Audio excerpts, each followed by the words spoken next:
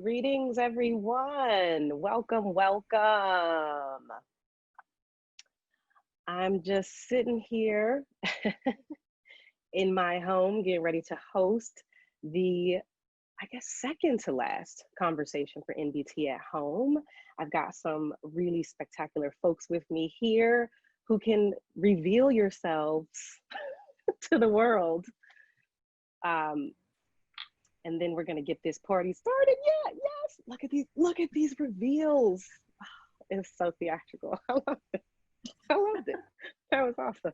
That's a brand new thing. We've never done that before. So thanks for trying that out.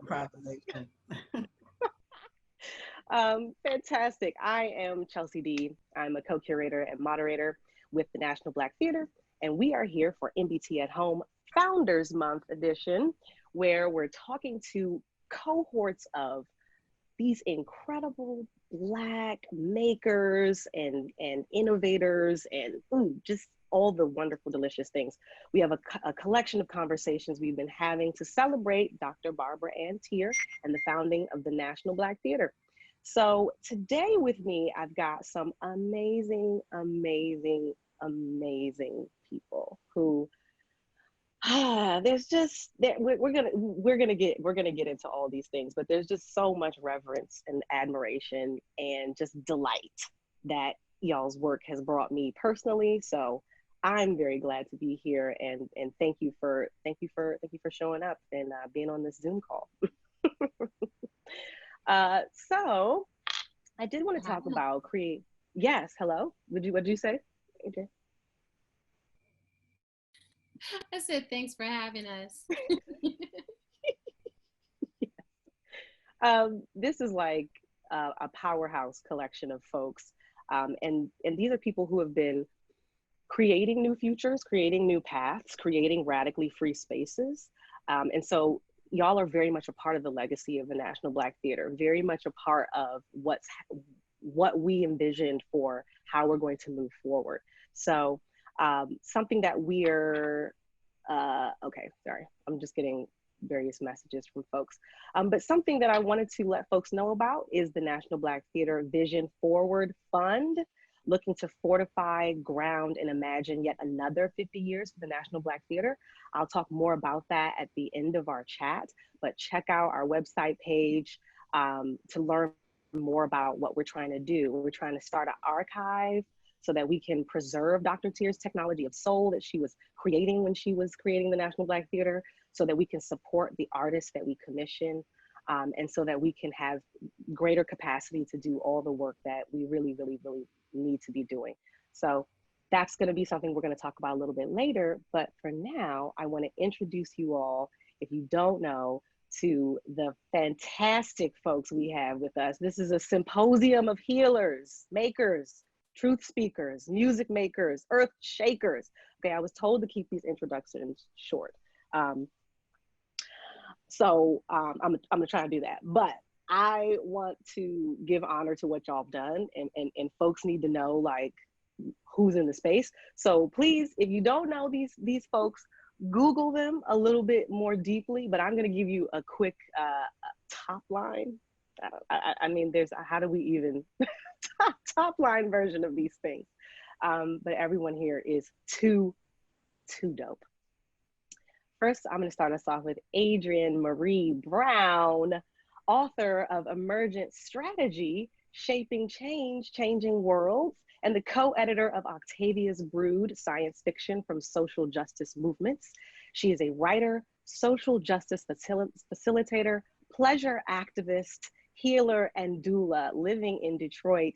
She was also the subject of one of those 3 portrait series that we had from Makeba Keeds-Rainey. This is Adrian Maree Brown. Welcome, welcome, welcome, welcome. Thank you so much for having me. That self-portrait thing, I didn't know it was happening while I was away. And when I saw it, I lost my whole poop. Anyway, I don't know how to freaking curse, but it was a big deal. It was very important for me. So thanks for having me. I'm so grateful. I think Barbara Ann Teer is amazing. I'm grateful to be part of this legacy of what the National Black Theater is building. So thank you. Yay. Okay, I'm gonna move on to Toshi Reagon. Toshi Reagon, singer, composer, musician, curator, and producer with a profound ear for sonic Americana, from funk to folk, from blues to rock. And when I tell you, Toshi's music was it is so authentic to the American sound, and it is such a gumbo sonically of all the things that we are and have created and throughout time. I mean, it's like, also, Toshi, your mom's voice was the soundtrack of my childhood. So it's very much like full circle, mom's energy, it's all here this evening. So Toshi Reagon, welcome. So glad to have you. So glad to have you. I'm really happy to be here. Thank you so much. Can't wait to get into it. Yeah. Yeah. All right. And Kyndra Frazier, the founding executive director of the Hope Center, a free mental health facility located in Central Harlem of New York City. Reverend Frazier is the founder and CEO of KYND, that stands for Knowing Yourself in Need of Devotion. KYND offers trauma-informed care through a variety of services, from clinical therapy for individuals, families, and couples, to trauma-informed trainings for ecclesial communities and corporate entities. Known for her work in removing barriers to mental health access for communities of color, I am honored to welcome you, Kyndra, here for this. Hello, hello, hello, hello. Thank you. Thank you. So grateful to be here. And kind, thanks. Kind. There you go. Yes. Kind. Yes. Spelled K-Y-N-D. It's the first 4 letters of my name. Oh. I see how you did that there. Okay. Amazing. You're in the work that you've done with Kind, and trauma informed is definitely a phrase I'm hearing a lot more of. People are starting to think about, what does it mean to be trauma informed? So really happy to have you here to speak to what that is and what that means. Now we're going to move into our check-in portion. We got some check-in questions here. I want to know your accessibility. How are you feeling today? Is there anything you need? Is there anything you need folks to know about where you are right now? And this can be your accessibility physically, emotionally, mentally, wherever you are in the space. Just let us know so we can be of greatest support to you. The second thing I want to hear about is any updates on any projects or anything you want folks to know that you're doing. We'd love to know. And then the third thing is thinking about pleasure activism. What is bringing you pleasure right now? And to explain a little bit more about pleasure activism is the person who wrote the book on this, Adrienne Maree Brown. Can you tell us about pleasure activism? Like, what are some things folks need to understand about this amazing concept and framework? Sure. At the sort of nutshell of it is that pleasure is not frivolous. It is a measure of our freedom. That's one of the core pieces of it. And pleasure activism is the work that we do to heal ourselves from the ways that oppression has taught us that we don't deserve pleasure, that we don't deserve joy, that we have to work constantly and labor constantly and produce constantly in order to ever access our 2 weeks of vacation, our retirement when we're 65, and then we finally can sit somewhere and fish or relax or whatever. And it's like, no, most of us aren't making it that far. We're not making it that far with any joy. And I tie it to that James Baldwin quote, your crown has already been bought and paid for. It's like our ancestors labored in a way that we can't really repay that. One of the things that they earned for us is the right to have rest and joy and pleasure. And it's also our survival technology, being able to laugh and have music and be alive. It's really rooted in the work of Audre Lorde and the uses of the erotic as power, that idea that once you experience that full erotic awakening and that it's flowing through you, it becomes impossible to settle for suffering and self-negation. And I feel like it's so important in this moment. Our movements are pleasure activism outbursts, right? Like you look in any direction at people in the street and it's like there's an irresistible force. So we want to become that irresistible force. And it also asks us to look at sex and drugs and the things that give us pleasure and make sure we're also aligning those with our values, right? That it's like there's nothing to be ashamed of about seeking pleasure. How has it been legislated into these arenas where we feel shame and guilt and hiding? Everybody's smoking weed. Everybody's fucking or doing sex. I don't know. Are we allowed to curse, ChelseaDee? Yes, yes. Okay, well, everybody's doing it. So Yeah. all these things are happening, but everyone's acting like it's still supposed to be a secret. And in the places where we don't discuss it, we can be transgressing against ourselves, transgressing against our values, transgressing against our what we deserve. So it's all of those things in a nutshell.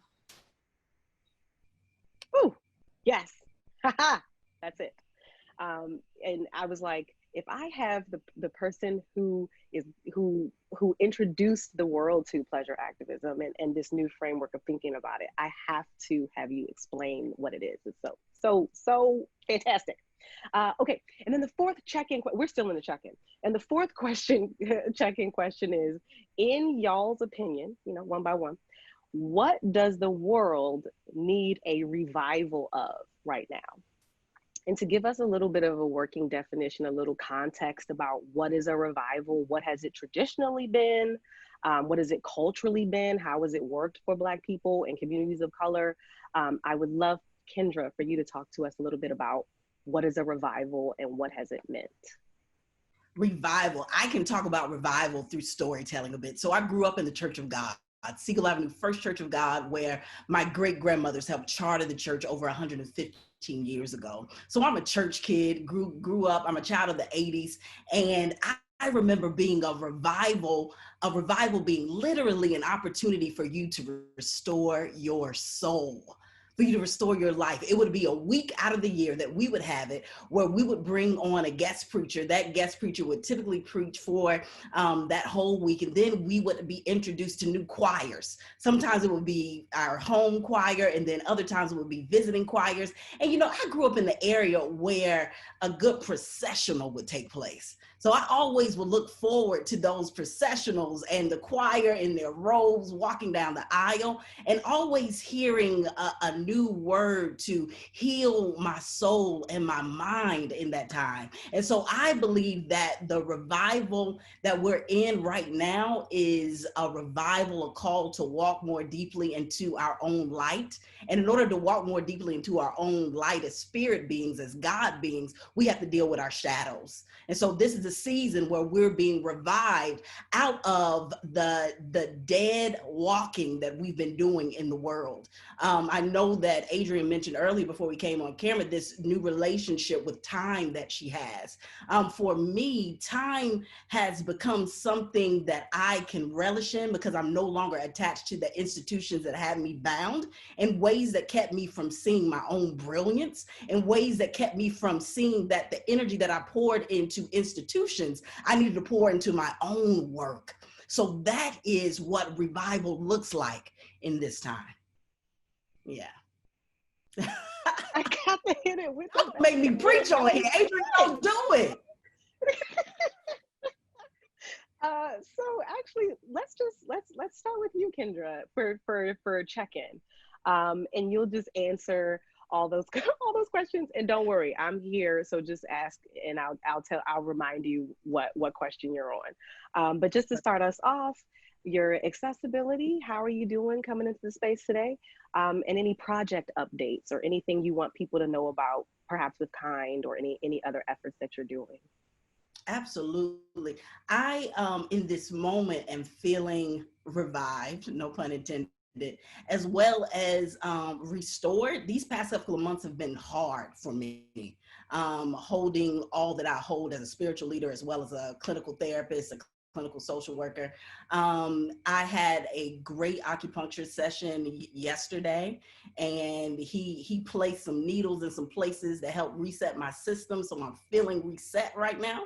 In terms of the project that I want to lift up, I am working with an amazing filmmaker, Katina Parker, on a project that we are calling A Love Supreme, Black, Queer, and Christian in the South.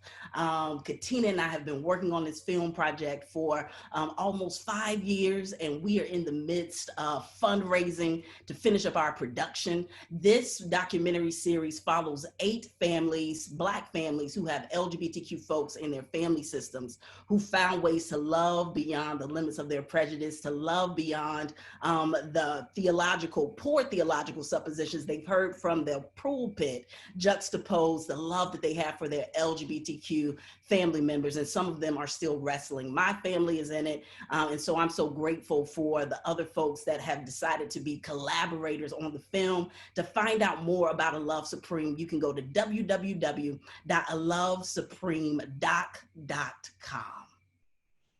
Yeah.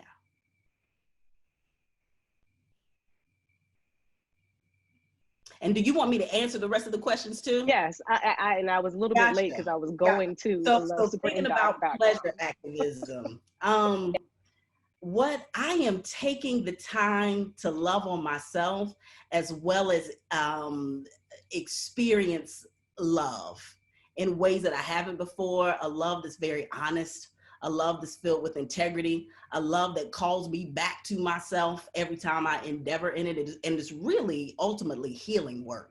And healing work is a process and it's a journey. So I've been doing my work and committed to doing my work. And my work sometimes looks like meditation. My work sometimes looks like Netflixing and chilling. My work sometimes looks like business meetings for my consulting company. And then it also looks like making love sometimes. So my work looks like many things. So that's where I am.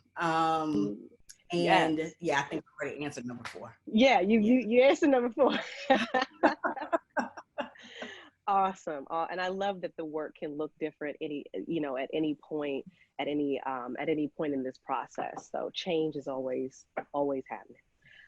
Okay, Adrian, let's move to you. Give us your accessibility and any projects updates. I'm so lit up by the sexy reverend. I'm just over here like, woo, okay.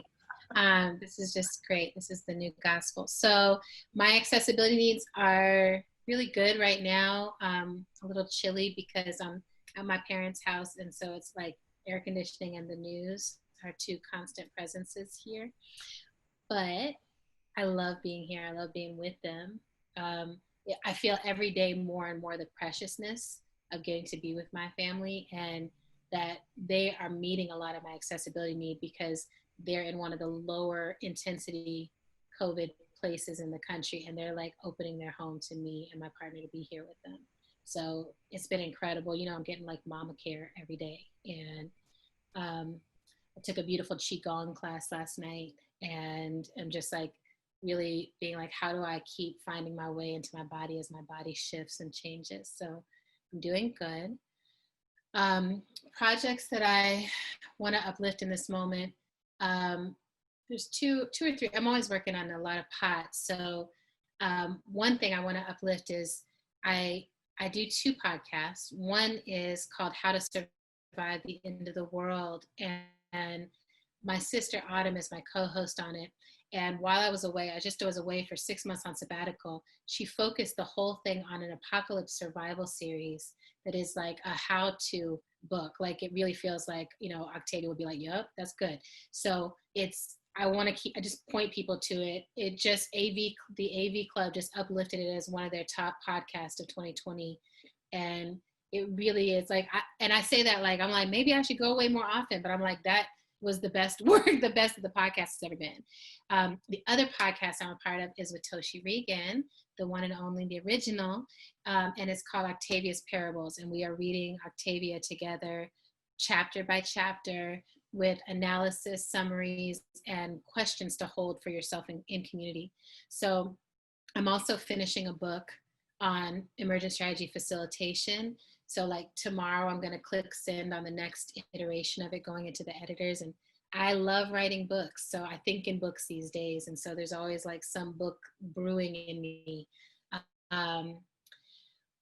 when I think of pleasure, what's bringing me pleasure right now, I'm also on Operation Make a Lot of Love during the apocalypse.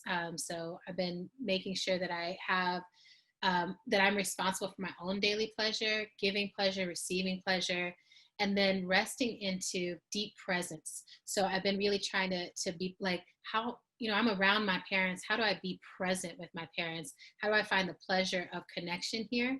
And for years, I don't know about y'all, but for years, there's a way I can orient towards my parents, like, I know everything, and let me tell y'all things, and you don't, you know, you can't control me, whatever. All this rebellion that it can come back if you only see your parents a couple times a year, you know, it can come back in quickly. And I've just been letting that fall away and being like, I get the pleasure of this relationship as adults, and how do I lean into that? And then the pleasure of creating. You know, I wake up every day and I'm like, this day is mine. I crafted my life. I boxed things out. I set boundaries, and now this is my time. And what do I want to create? And I really feel like my whole life is a ritual. My whole life is a pleasure right now. And it's, I mean, I literally, I was mentioning this before, but it has shifted my relationship to time, because I keep telling people, I'm like, we don't know how long we have. This is always true, but the pandemic has made it more present, that we don't know how long we have, and we can't make plans the way we used to because we don't know what the conditions are going to be. So right now is suddenly, truly, really clearly, oh, this is what I have. And inside of that, I wrote my friends and I was like, I feel like I'm on mushrooms all the time because I'm so attentive and everything feels magical, but I'm just walking around. This is how life is. So it's great. And then the revival. So I really liked this question because my first thought was like, we're in the revival. Like the world is like, the revival is like going. But then I was like, well, no, if I really was going to tune into that, like from my organizer movement heart, two things jumped up for me. One was a commitment to self-transformation, that we're in a moment where it's very easy right now to be pointing at everyone and being like, this needs to change, and you need to change, and you need to change, and you need to transform. And inside of that, it can be very easy to relinquish the part that is actually necessary, the thing that we can only change, which is ourselves. And I keep every day being like, how do I have a revival of curiosity about my own self-transformation? Where are those systems of oppression still alive in me? Where are they woven into my cells? What does that detox look like? How do I decolonize? And I want to see our movements be rigorous about self-transformation in the same way we're rigorous about calling people out and canceling this and everything. I'm like, no, let's be rigorous about each of us can be a harm doer. How do we each step into a new way of being? And that means we need a revival of patience also, that just because we're calling things out in this moment doesn't mean it's going to change right away. So how do we revive that sacred patience in us that's like, this is the way, this is the path. And it's going to mean folks putting their foot in their mouth and you being there to be like, let me pull that foot out of your mouth, and like in a loving way, how do we stay connected, stay beyond all these constructs, stay human with each other? So those are some of the revivals I'm intrigued by and interested in right now. Whew, I'm here for that. And that self-transformation piece, that's a word. That's a word. You know, my mentor, I always quote her, but my mentor is Grace Lee Boggs, who lived to be 100 years and 100 days old. And she said, we have to transform ourselves to transform the world. And I think about that all the time, is that I'm like, okay, white supremacy, where do I need to excise you in me? Okay, capitalism, where do I need to relinquish my materialism? Okay, patriarchy, where am I still accepting less than I deserve on the dollar? Okay, how do I transform myself? So yeah. Wow, so good, so rich. I'm so excited. I'm so excited. Toshi, to round us off, let's do your accessibility and project updates. Accessibility. Let's see. You know, that word just has so much heaviness for me, because it usually has to do with, you know, am I able to walk?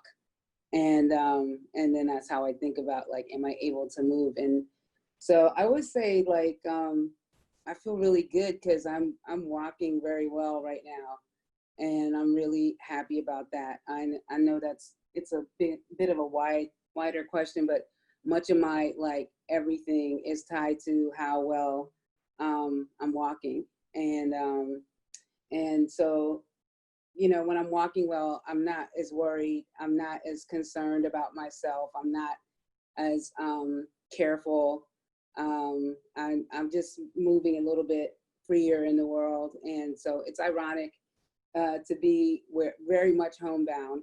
I'm not one of the people that's like going out and trying to do everything. So I've been like really, you know, operating very close to my home. So, yeah, so I feel really good. I feel really good. I'm a little bit tired today, but I feel really good. It's an okay tired. And I want to uplift absolutely Octavia's parables with Adrian. That is such an incredible gift, and I'm really grateful for it, as we both have been so much. A lot of our work is on Octavia's incredible text that she gave to us, and we both have read the parable books like probably 100 times or more. And so it's been really good to be in conversation in this particular way, chapter by chapter, and then and have it go out into the world is really, really incredible. Also tonight I am simultaneously doing through the magic of pre-recorded performances. There's a great organization called Rockin' the Boat, and Rockin' the Boat, you know, teaches kids in the Bronx how to make boats and then, like, you know, sail them on the water. And it's an incredible organization. My godparents, Pete and Toshi Seeger, really love this organization. And right now they're having, it might be a little bit later, but they're having a show to raise money.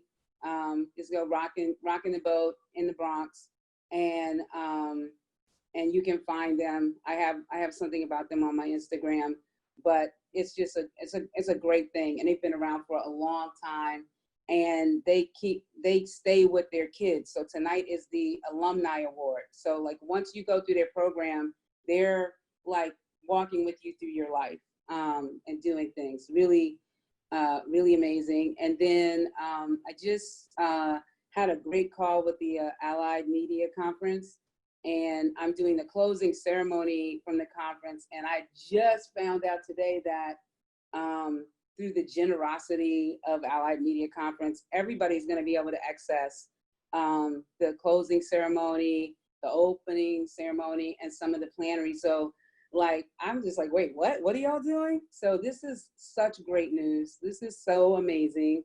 This is such a gift. So yeah, I think this is amazing. So I uplift those two things. And then pleasure, I am really enjoying my body right now. Like, I'm just so, you know, I have like things, but like I'm stayed working out with my trainer virtually. I'm stronger than I've been in a while, like physically. I'm really happy with Toshi. I'm really grateful for her. She's really hanging in there. And I would say that I'm really happy for the music journey that I've had during this time. I actually went a month and didn't write or sing or record anything. I've never done that in my whole life. And I didn't get worried about it. I was just like, okay. My guitar was looking at me like, hey, you want to pick me up? And I'd be like, nope, not today. And then all of a sudden, just boom, everything just came forward. So I've gotten a lot of pleasure from the revolution and the uprising. You know, it just seems like I'm surrounded by people who are very much right now in tune with their spirit and their soul, and I am really benefiting from that wisdom from my friends. And then I'm just remembering. And Adrian, I think I'm writing a book. I've written enough stuff where I'm like, it's a book. Like, stop lying.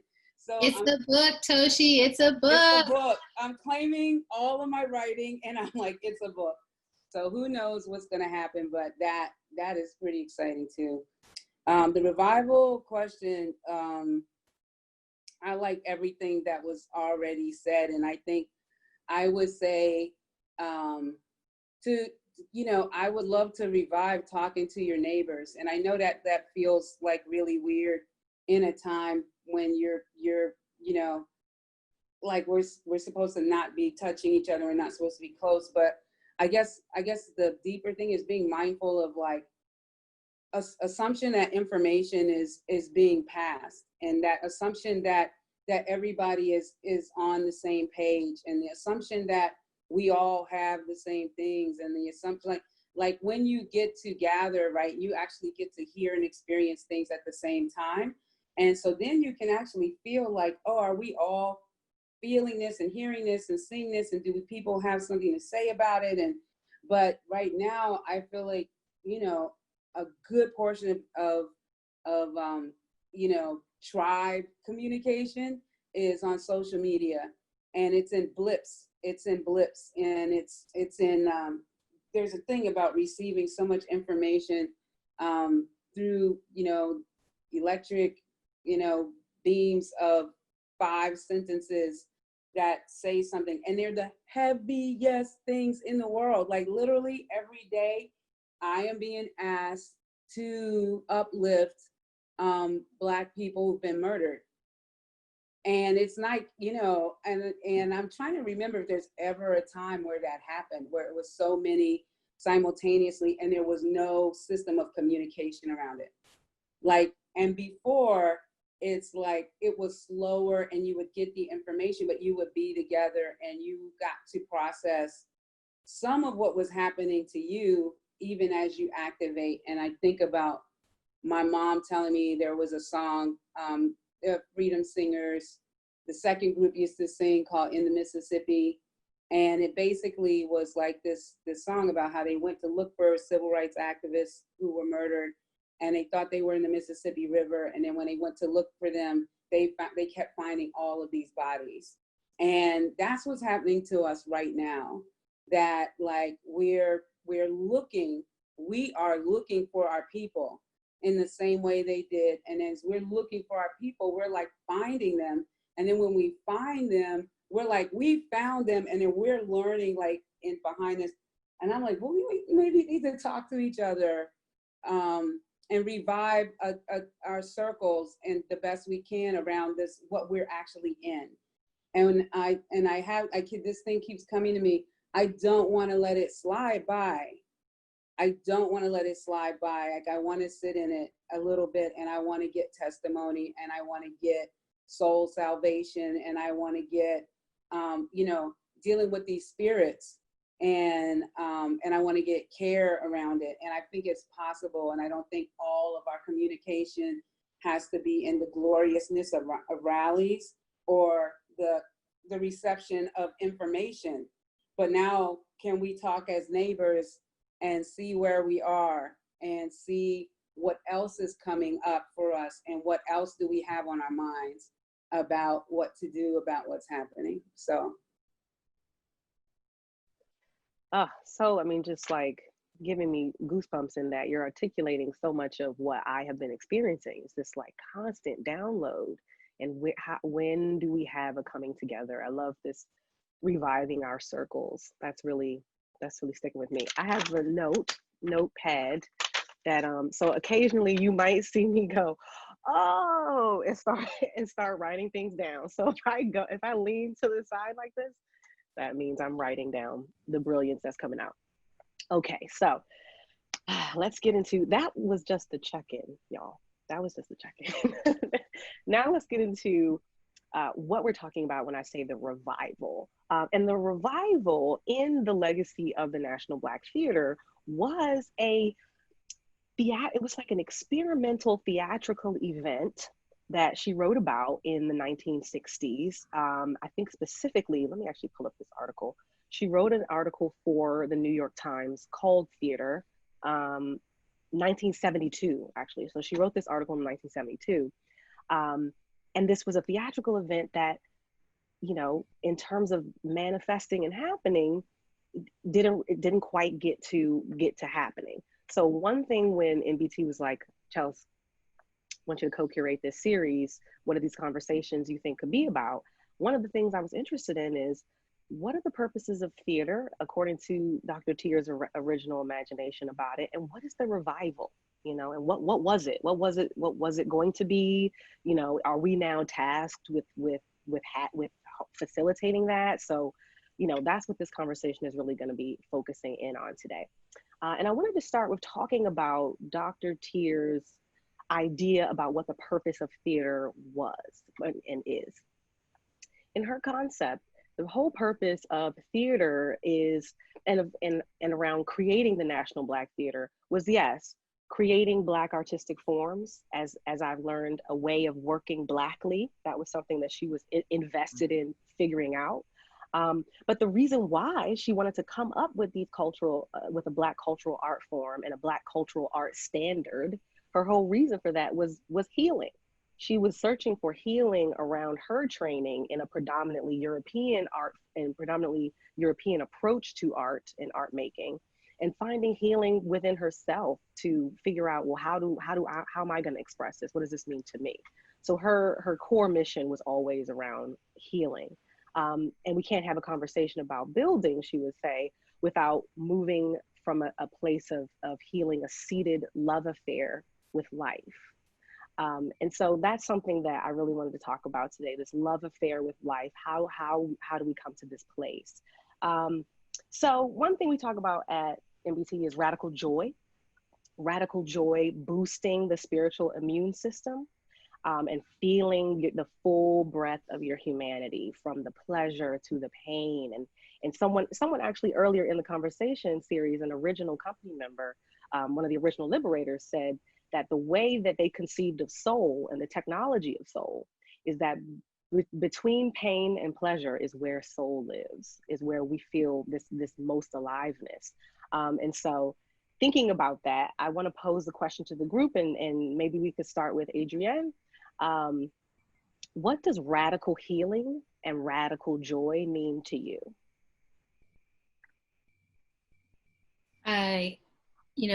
I love that Angela Davis quote around radical means to all the way to the root, to grab something from the root or take something at the root.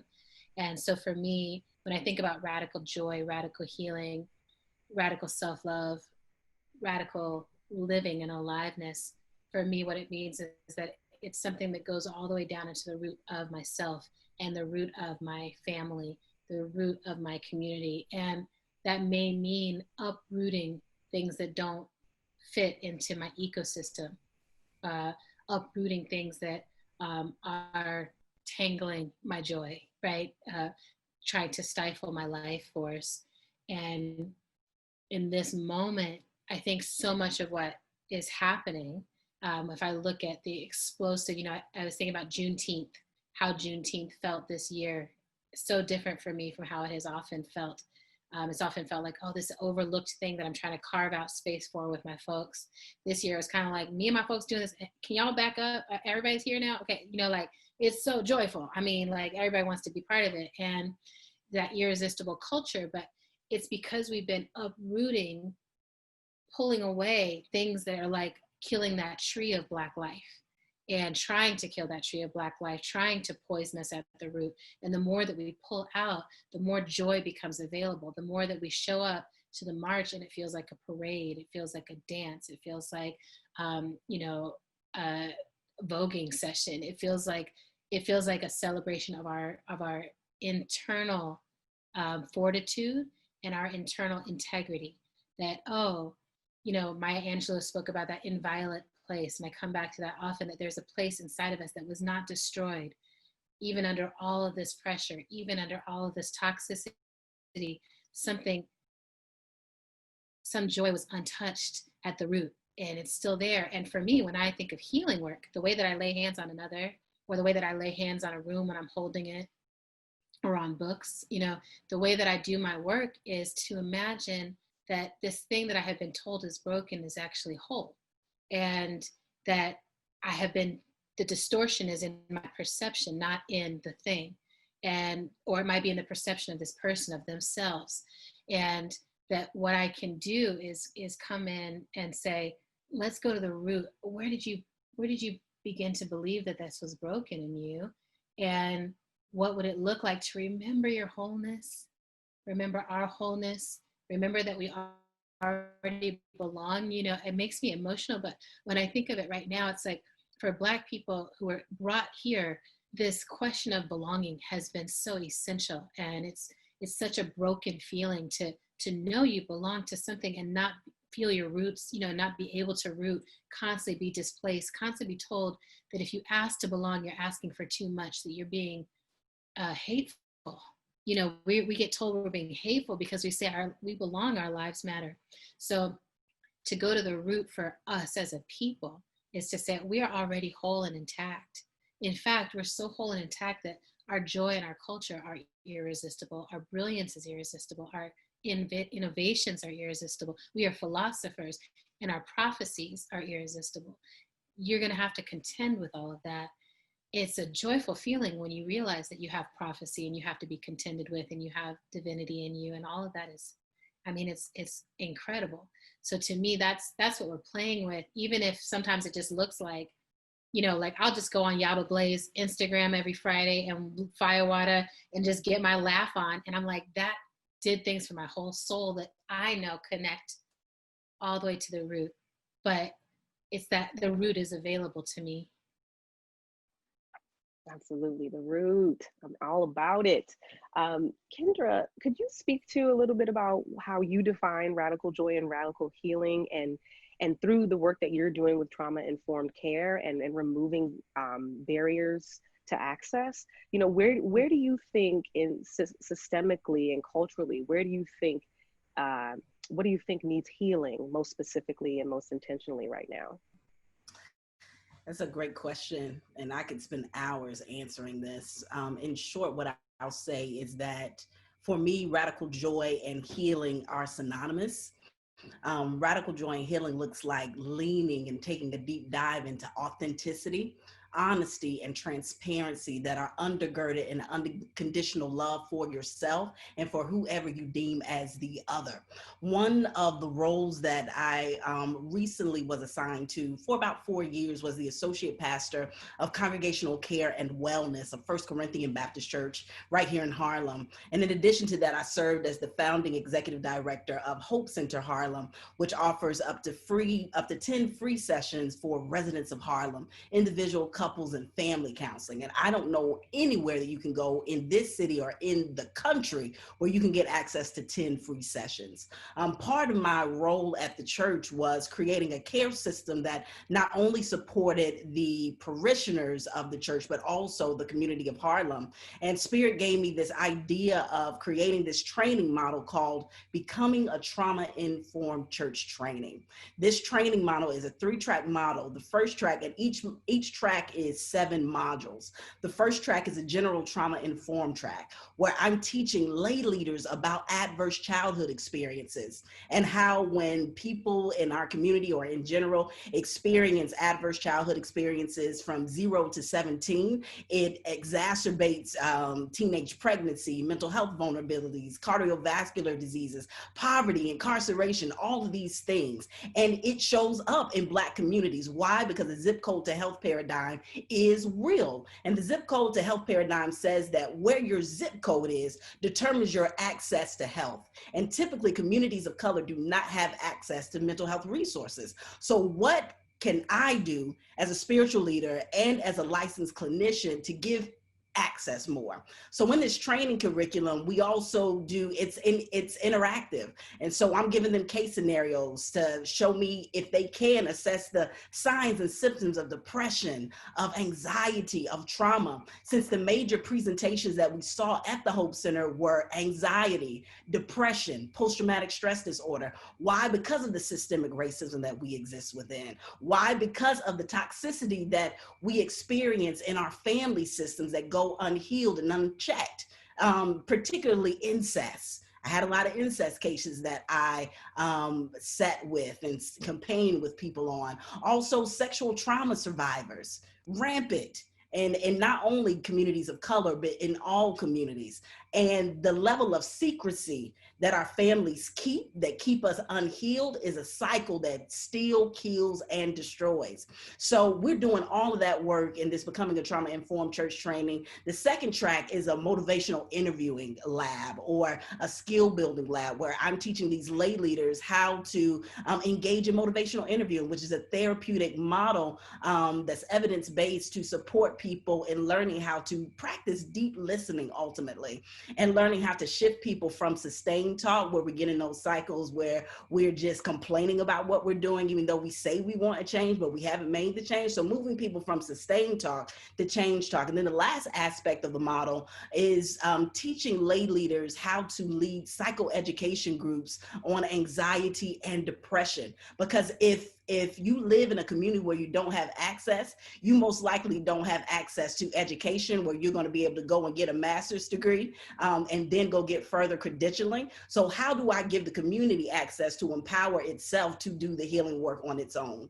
And so for me, trauma, particularly as it relates to Black folks, we normalize it so much that we don't see it and we miss it. So a part of, as Adrian said, doing this work is looking at our own shadowy parts within us. Those parts not only out in the world that we judge, but those parts that we have internalized that are out in the world. And so many people like to point the fingers, but we don't want to do the work. And so part of joy and healing, radical joy and healing, is constantly doing this work of what it means to be born again. Because being born again is outside of accepting Jesus as your Lord and personal Savior. That's not my theology. Being born again looks like doing this deep-rooted healing work that Jesus taught about and lived out for ourselves so we can be able to share it with others. That's the invitation. Yeah, that's it. Toshi, I have a question about, is healing central to your work and your way of working? I've read a lot about Dr. Teer and the technology of soul and thinking about sonic vibrations as a part of raising consciousness. And that is something that they would deeply practice. I mean, do you feel that when you are performing, when you are composing, when you are facilitating sound making in rehearsal rooms and things of that nature, do you see healing as central to that? Or is it like just kind of a byproduct of what you're doing? I mean, we're here because we could make sound in our bodies. That's why we're here in this particular country. You know, Black people, how do you do it? I mean, how do you do it? Like, how do you be at home and get captured? All kinds. There's no like rejection of any age or any kind of human. You just need to be Black and in that particular place in Africa. Like, how did we do it? How did you go and stand in hell? How did you stand? You stood with strangers.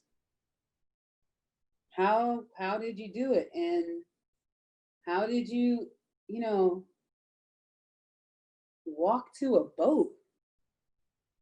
And I always think about that because in my mind, I was like, it's kind of what I'm saying, like, talk to your neighbors, is because how we get information can sometimes, like, appropriately protect us from knowing everything. Sometimes we just don't need to, but sometimes it can make things seem like they were 1, 2, 3, 4, 5. And then in our modern mind, whenever we hear about it, we're like, on Monday, you got captured. On Tuesday, you were in that horrible place. On Wednesday, you was on the boat. And then on next Friday, you was like someplace on an auction block.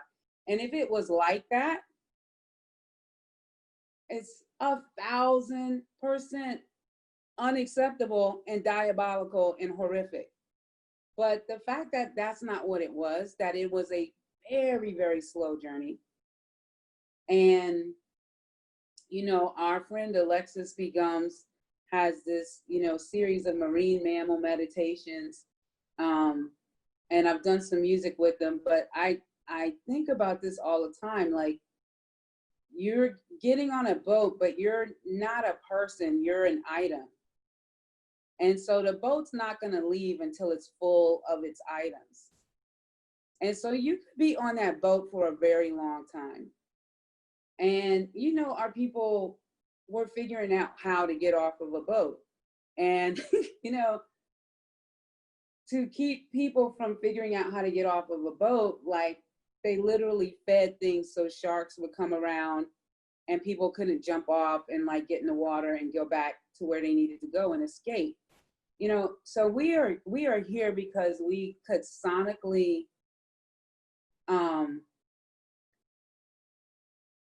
release and talk to ourselves while we were in the worst condition that we couldn't even imagine. And the vibration of your body is the possibility of making a home where no one thinks you should have one. And you might not even understand that that's what you're doing.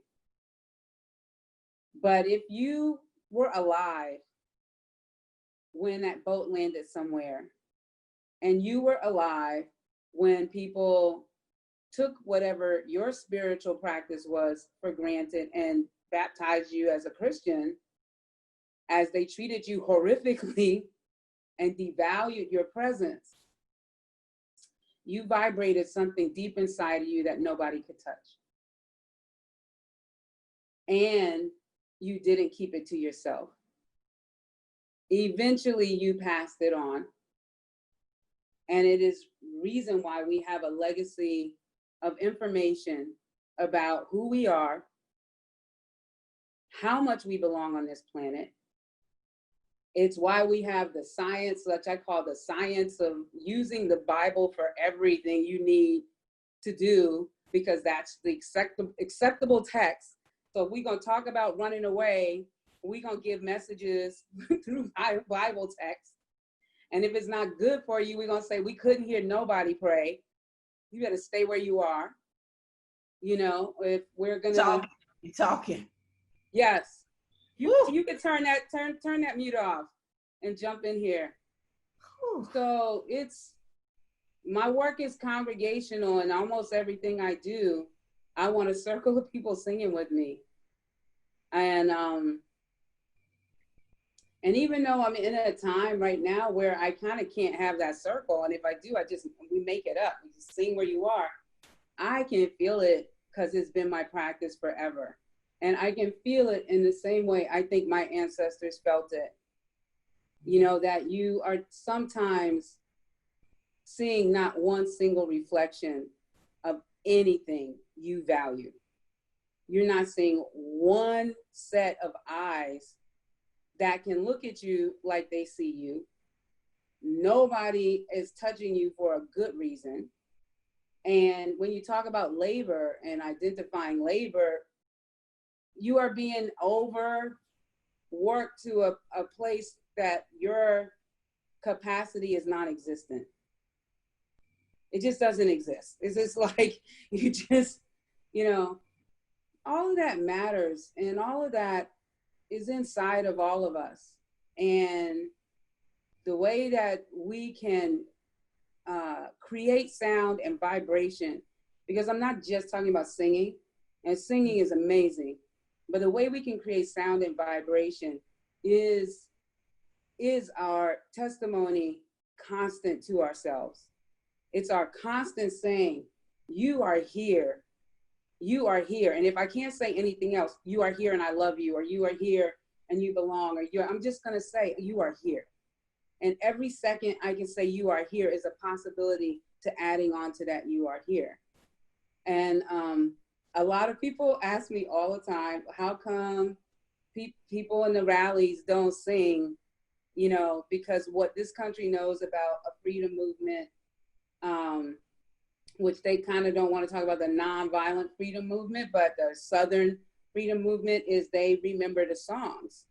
And they're like, how come, you know, they don't sing, you know. And I was like, because y'all didn't sing.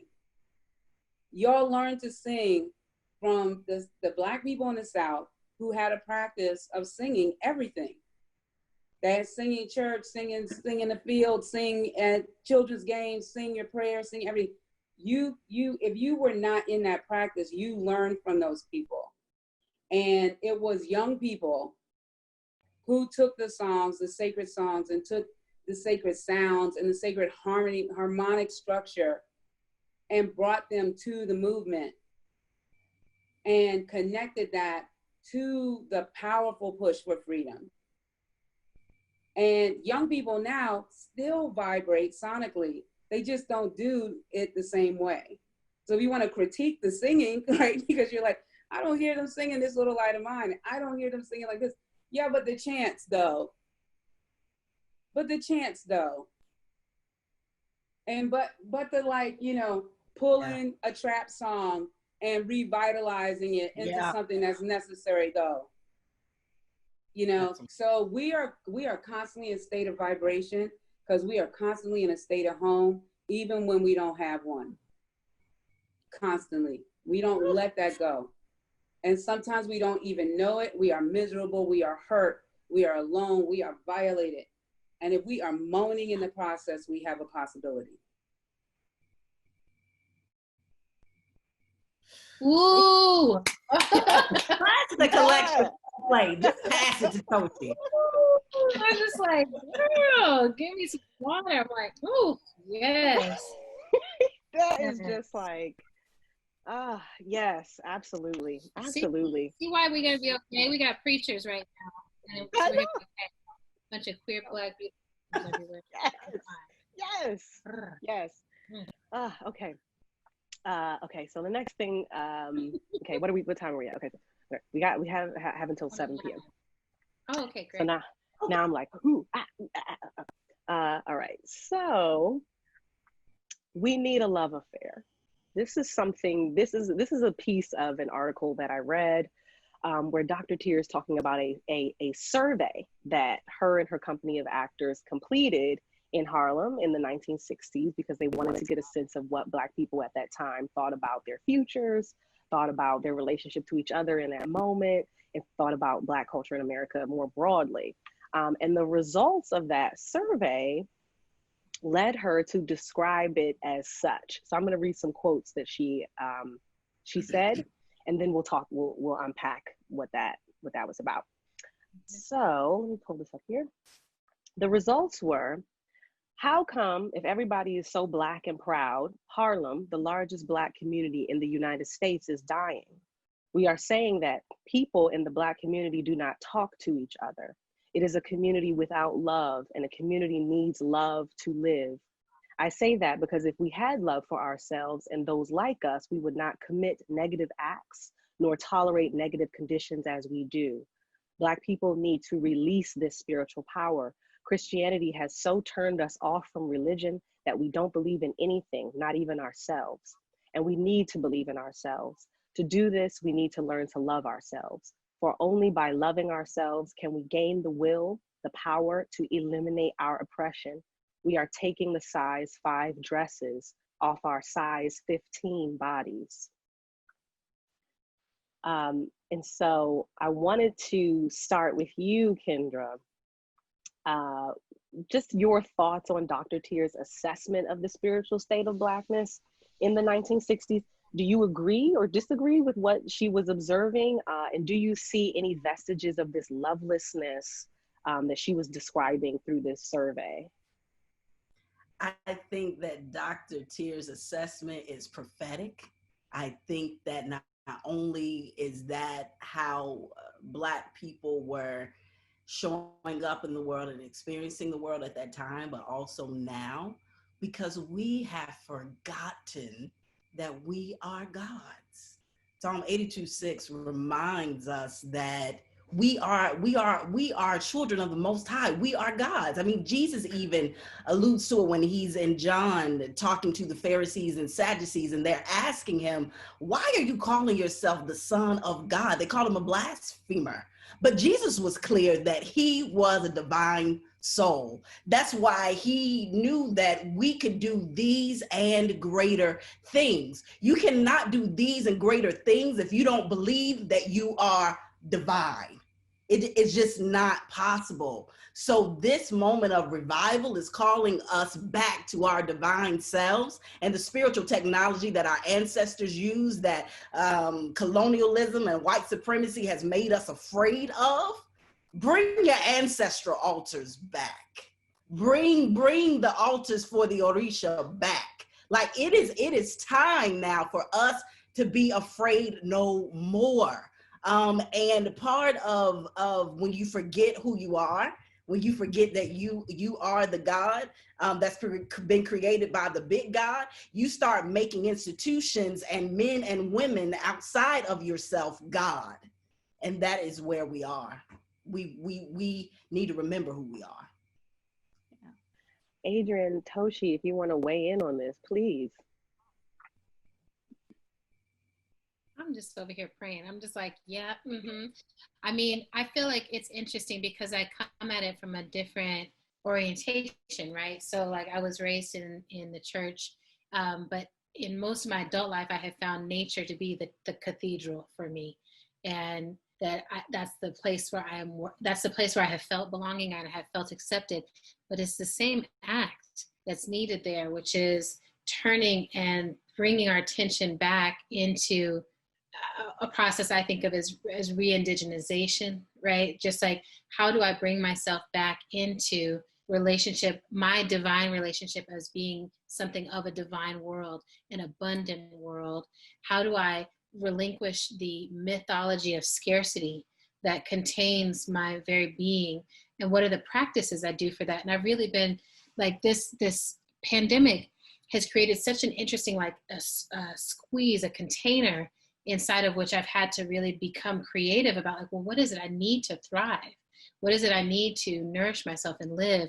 And then how do I be in relationship with other people, nourishing ourselves and living, that we will not die? And that I turn and I find myself, recently I've been going on walks around this neighborhood, and you know, anybody who's been like pandemic walking is like, I know every leaf, I know every tree, I know every turn, I know every little loop, you know. It's just like this is the only walk I can go on. And there's this one tree that has been calling to me every time I walk by. I'm like, you are so pretty, gosh, you're gorgeous, big, fat, just fatter and fatter the further down you go. Like, that's the kind of shape I like in myself and others. So I was like, tree, you got it going on, you know, we getting tired. Then my therapist was like, Adrian, you really need to find some cedar to work with. Cedar would be a plant medicine that could really help you right now, that could help you ground yourself. And then I'm going on the walk again the next day after she said this, and I stopped by that tree and I was like, let me just see what this tree is. I don't know what this tree is. And I had this app and I looked, and of course it's an Eastern red cedar. And it's just like, of course you knew that this was the medicine you needed. I knew that was the medicine I needed. And so I keep thinking, like, how do we awaken, right, that divine part of ourselves that knows the medicine we need? And how do we remind all of our people, no matter where we are, how concrete the world is around us? We can look up and see stars, or we can look and see the little tree that's growing in the concrete. Like, life keeps moving towards life, as we have always done, as we know how to do. How do we remember that even in this moment, especially in this moment, we have leadership that is not trustworthy, and we have to be then in a very ritual practice of moving towards life and just being like, no, we will not die. We will not let you send us to death. You know, I think it's that every day, you know, like I keep my ancestor altar, I keep my altar set up, but I also really believe in the ritual of every movement. Like, how do I make every single thing I'm doing? This is my prayer. This is my prayerful eating. This is my prayerful walking. This is my prayerful connecting. If I'm in a meeting with other people, it's like, this is our miraculous time. Right now, we did not create the miracle of our lives. This was gifted to us. We should not waste the miracle of our lives. The more present and the more miraculous we hold it, the more life we end up with. It's, my friend Prentice calls it, how do we expand Black time? And I think of it that way, as like time play, time bending, right? That we can do so much with time when we start to drop into it, and remember, oh, it's not linear. We are co-creating and shaping what it can be. How do we then do that towards justice, towards right relationship with each other and with the earth? And Toshi talks about this all the time, but to me, it's easy to watch our attention just go boom, boom, boom, boom. There's always a crisis. There's always something that could pull us all the way out of ourselves. And those who want to continue to enslave us, they benefit so much from our short attention spans and from our inability to focus. Capitalism benefits so much from being able to constantly bring our attention to whatever it wants us to purchase. Capitalism benefits from us not thinking well of ourselves and not remembering we are divine and already have everything we need. If you think you're not shit, you go buy it. You know, if you think you're not pretty, you go try to buy it. You think you're not healthy and your body is not right, you try to go buy something. And I'm like, it's just an interesting moment right now to be Black and be like, I could be conscious of shaping a future in which I don't have to go outside of myself and my community to meet my needs. We can be in mutual aid. We can be in community support.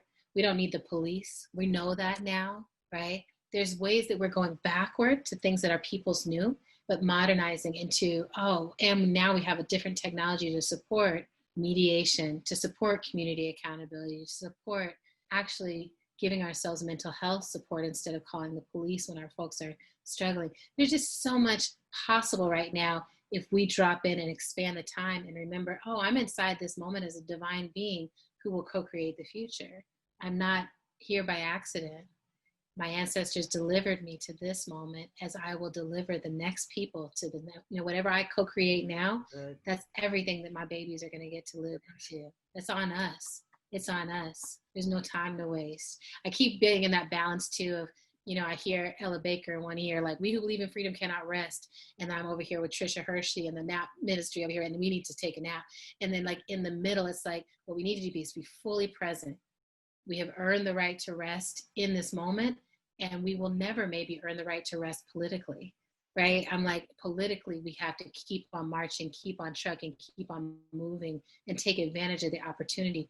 I want to lift up something in this moment too, that I in my facilitation, I support the movement for Black Lives, and I have been blown away, like so honored. Literally every time they call to be like, can you help with this? I'm like, thank you so much for letting me serve you, because I'm just like blown away by what it is and how hard they have worked in the relationship, the core of this math turning. But the Breathe Act is something that their policy table is now unveiling, unfolding. And it's saying at the civil rights era, we engaged in movement and uprising, and then it led to the Civil Rights Act, and we had to move it into legislation and policy so that we didn't lose the opportunity of the moment. And now we're in a similar moment where all this uprising has to lead to something at the federal level that we can hold our politicians, hold our leaders accountable to. So the Breathe Act, they just did a massive launch. It was outstanding. Gina Clayton Johnson is at the helm of it as a new mother, Black beauty, gorgeous, brilliant leader.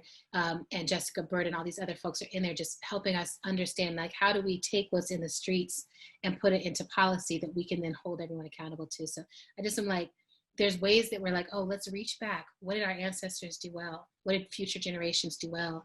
How did they practice their divinity? How do we practice ours? How do we make sure the next generation has a faster claim to it? I want every baby now I meet to be like, you're God. You know that? That's what you need to know. I'm not going to tell you to speak unless you're not speak unless you're spoken to. I'm going to tell you to sing out as loud as you can because you're divine. We need you.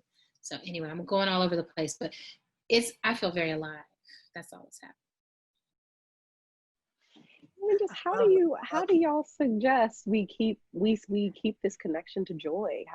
How do you suggest we start a practice of doing this so that we can sustain it and really start on that journey? And I don't know who wants to start us off. This will kind of be the last question I pose. I'm gonna check on the Facebook Live chat, but yeah, just this question of joy. How do we connect to it?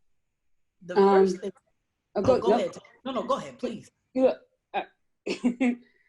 I was gonna kind of just on the question that y'all just answered everything so well, and I can connect it to this question. It is You know, sometimes the web actually gets you. And these are systems of webs that are really, they're well financed. They're long-term projected, like thought out, like processed webbing. And you know, you can just go like this around you and just pick any things that you participate in every day, you know, the Zoom, you know, any of the social media, food, all of the things we talked about. Everything that's horrible has been really, really invested in, and it's being held so deeply. Like it's like you could really let go of hatred of Black people. Like it just doesn't, it's not even necessary, you know, anymore. It doesn't work. It's not, nobody is getting happy off of it. Nobody is. Everybody looks crazy with their guns and crazy with their, I'm not gonna let you have your Black life. Your all lives matter, blue lives matter, everybody matters. And you know, everybody's like look at people. They have distortions of their beautiful selves. I don't care what race they are, you know. And people who are like in their right minds are walking like this, and they have levels of adrenaline, right? You know, when I feel like I'm being heard, when I march one way. When I feel like I have to let you know what time it is, I march a different way. There is an arsenal of possibilities. The same way Reverend Kyndra has gears in preaching, hallelujah. I can already tell. Cannot wait to come to service. Has gears. You know, it's like, oh. But that, the web gets you. And not only does it get you, but it can set you in a state of being where your own people don't want to have anything to do with you. And don't want to come and see you, when they see you approach, they can tell you've been got and you formed into something that they can't recognize. And they actually walk the other way to protect themselves. And Octavia deals with this so much in her work, but in Parable, like Parable is the escalation where you literally, a block, a neighborhood, a cul-de-sac chooses to wall themselves in and never like have freedom outside of themselves unless they're like really willing to risk a severe danger, because this winding, systemic, like intentional force against life is in effect and successful. You know, and so the medicine and the antidotes, you know, that have been spoken about, we have to do that thing with time, and we have to do that thing with, what's the word when you interrupt? And you interrupt something that's already in process and you divert its will.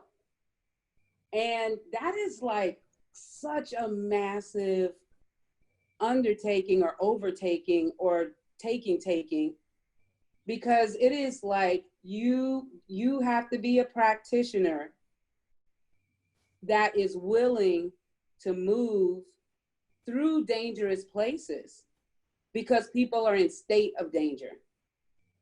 And there is no system, right, like in the huge pot that we all pay into to create all of this joint, you know, everything. Our socialist system of governing avoids participation in that.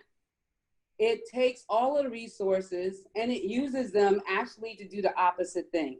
And it makes it weird that you would want like preschools, and that you would want books, and that you would want housing, and that you would want a living wage, all of the things that are sustainable and that give us opportunities to heal like the old wounds of the old webbing and the contemporary webbing and its new wounds. So as we are like really struggling for eons around incarceration, struggling for eons around rape of women and children and humans of all kinds. Now struggling for acceptance of trans people and non-binary people. Why is that a struggle? Like, why in our communities do we even have to spend 5 minutes saying like, this is who I am and I need you to call me by my name, right? But it's like that work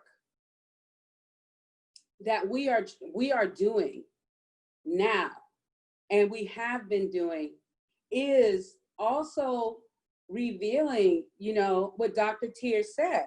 Like, all she said is like, look, this is also who we are.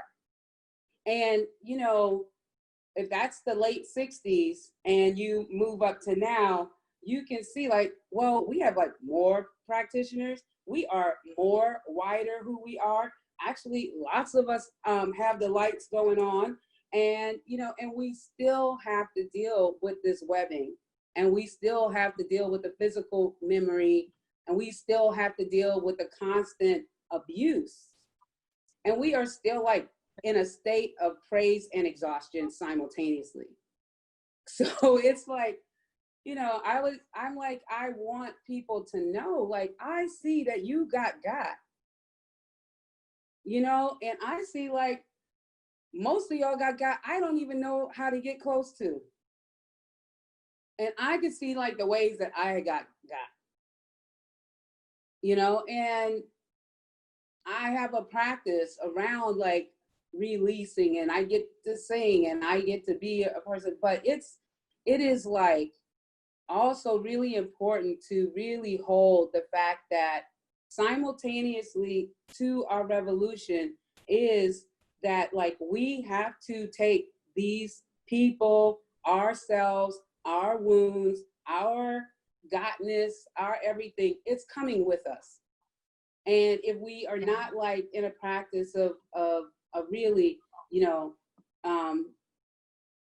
restorative justice on the bodies and souls, spirits, and minds of our own people, when we get to our different levels, they're always going to be there, like right there. So, you know what I'm saying? Like, exactly. it's yeah. And so joy isn't such a powerful ingredient. And it's such an important manifestation of existence, because if we can also like really call it the sacred, you know, emotion, sacred system, just like the one that vibrates and offers you home. Joy can happen to you when you're freaking miserable. Joy can happen to you like before you understood something was happening, it flipped by you and you smiled. You know, joy can revitalize a small part of you and give you an opportunity. And empathetic joy, a bunch of people catching the spirit at the same time, a bunch of people in a place and knowing at the same time, can last forever. And I just got to say something about the theater, because you said this was our last question. But I grew up at DC Black Repertory Company, and DC Black Repertory Company probably was like, you know, a relative of National Black Theater. It was started by Robert Hooks. My mom, Bernice Johnson Reagan, was the music director, and we got moved from Atlanta, arrived in DC, and I think 1971, 72, so very much in that same energetic sphere. And they took an old movie theater and they turned it into a theater, and they had a dance company and a theater company. And my mom took us everywhere she went. And so I got to watch, in fact, this is my theater training. I have never studied theater, anything. I have never studied anything. I watched young Black people create work together. I am telling you, like, make theater all the time. Like, you make it all the time. Make your plays, make your musicals, do your dance shows. Like, I don't care, a little bit of money, a lot of money, no money, like, do it everywhere, in the house, on the playground, in the church.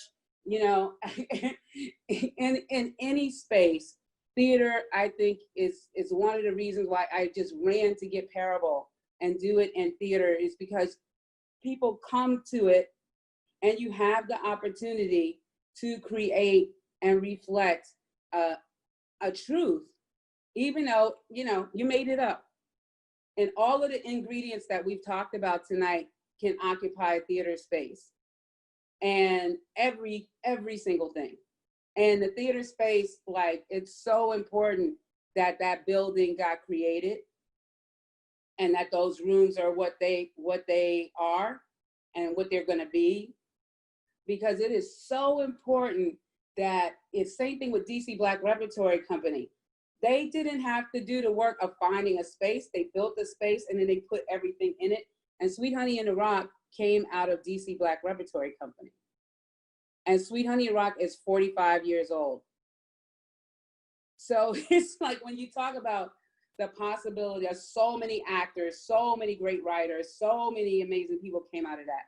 So theater is like, even if you don't have the building, and even if you are just doing it, it's a possibility of congregational creation that can live beyond yourself. If you, like how we're talking about how what Dr. Teer wrote and what Dr. Teer said, and then Dr. Teer's surveys, Dr. Teer's building, Dr. Teer's everything, lives beyond herself and makes her ever living. So looped all of that together.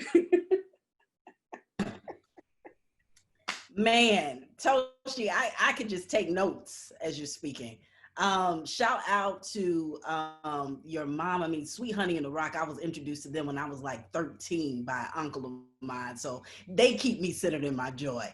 And thank you for all that you do. Adrian, thank you. This has been such a rich conversation. One of the things that comes to mind is at the Hope Center, one of the initiatives that I started a couple of years ago was this retreat called Breaking Bread Interfaith Retreat, where I would take innovators of the Hope Center, because we don't call them patients or clients, because we want to destigmatize Black folks getting access to mental health. So we're innovators. Everybody is an innovator. So I took a group of innovators once a year to this retreat space where we partnered with Buddhist monks and nuns to give them access to another modality of healing. And throughout that weekend retreat, what we do is simply teach folks not only how to meditate, but to breathe.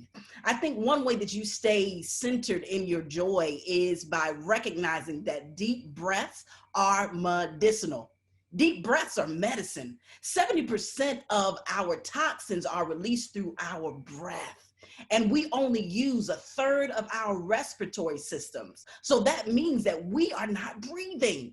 When we are able to take deep breaths, we oxygenate our brain cells and we give our mind time to stop and think. Because we are up under the thumb of capitalism and various oppressions, racism, homophobia, etc., it can be difficult to slow down and breathe. We must prioritize the breath and our breathing. It will be the only free therapist that we can have for an extended period of time. So that's my offering. That's how we stay connected to joy. Ooh, all right. I would say the last little bit is do not fake it. Do not fake it. So, you know, the body teaches us this. If you fake your orgasms, you don't get orgasms, right? It's the same thing in life. If you fake the joy, if you fake the funk, nobody can reach you with joy. Nobody understands you don't have it. People can feel inauthenticity in you. And in this moment, I keep noticing that if I want to have joy in my day, I have to acknowledge my terror. I have to acknowledge that I am terrified of some of the changes that are happening. I have to acknowledge the grief that I'm already in for people we've lost, anticipatory grief for the people we're going to lose. I have to acknowledge that the climate crisis and Black police brutality against Black people and Indigenous folks being raided, and like, I have to acknowledge that I feel all of that I am an empath. And I have to find the channels that let that move through me. And if I just fake that and come and be like, hey guys, it's great, people can feel that I'm basically, you know, trying to put a nice glossy perfume over a pile of dirt or trash, something, you know. And if I let it clear through me and go all the way down to the ground. If I say I need help sometimes, so, you know, if I'm like, I need my therapist and a Qigong helper, I need my lover to hold me, and I need my parents to listen to me, and I need, you know, then I release all of that real feeling, the whole wide range, right? Joy is part of a wide range. When you're feeling joy, it necessitates that you're able to feel that whole range, right? So we're never asking someone, let go of your grief, put down your sadness, come to joy. It's in addition to that sadness, notice, that sadness carves out space for joy. The joy will also carve out space for your future grief. I always say you're falling in love is signing on for future grief, but it's worth it. It's worth it because then you're going to get the whole full experience of life over and over again. Always fall in love. Always love your work. Always take the risk of moving into work that deeply moves you, and don't fake it. Do not fake it. Right now, we don't need any fake news. We don't need fake emotions. We don't need fake friendships. We don't need fake leadership. We need authenticity, real joy. We deserve real joy, Black joy. That's my offer. Ashe. Hey, Ashe. Okay. Hey. we got, well, let's see. Yeah. One minute left. 1 minute left. 1 minute left. And with that 1 minute, I'm going to pose this question and we'll see. We'll see. You're bold, ChelseaDee. I know, I'm just real bold. Okay, so from Chisa, this is from the Facebook live chat. Okay. Chisa would like to know, to those trying to exercise pleasure activism, how do you engage with or disengage from people who insist on pinning you in the space of suffering? More specifically, how do you maintain your joy while appreciating the sentiments of folks who are either late to the struggle or only recognize the struggle? My friend Prentice Hemphills taught us that boundaries are the distance at which I can love you and myself simultaneously. So if someone cannot see your joy, there's just a boundary. That's just a boundary you need to set. It's like you, and it can be internal. I won't let that person as deeply into my heart until they are able to access their full range of emotions more clearly. If anyone's trying to take your joy, we just don't have time for it right now. That's their work. That's not your work. It's always nice if you can articulate it, if you can say, hey, you know, right now I need to protect my joy. And so I'm going to disengage. I get off phone calls sometimes like that. I'm famous for that. Being like, I'm on this meeting, but it is not bringing me joy. I'm going to go. I love y'all. And I'll talk to you later. So. Look, I'm about it.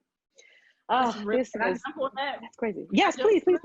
Please do it. Adrian hit the nail on the head. I want to offer this as a clinician. We have a personal boundary system, every human being. Your personal boundary system, as Adrian said, is made up of your internal boundary and your external boundary. Internal boundaries, when you have a healthy internal boundary, it allows us to have disagreement.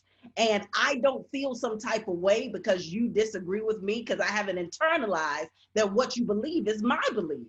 And so for that person that asked that question, external boundaries are for like your physical boundaries. But for the person that asked that question, you have to realize that it is not your work to try to get them to change or to try to control them. Your work is to vibrate in the center of joy at all times. And what that requires of you is to do your work. You got to do your work, because there's always going to be people around you who will attempt to take you outside of your joy. But when you're doing your healing work, you are less susceptible to the judgments of people and the projections of people around you. Ashe. Beautiful. Thank you, y'all. And it's 7:01. Like, yeah, it's just, thank you. This is like this journey, ChelseaDee. We appreciate so rich. Oh, thank you. Yeah, very good, very, very good. Thank you. I'm gonna go eat my joyful dinner now. Please. Thanks for joining us. NBT at Home Founders Month Edition, Part 3. Join us next week for the last combo. Peace. See y'all then. Peace. Bye, y'all.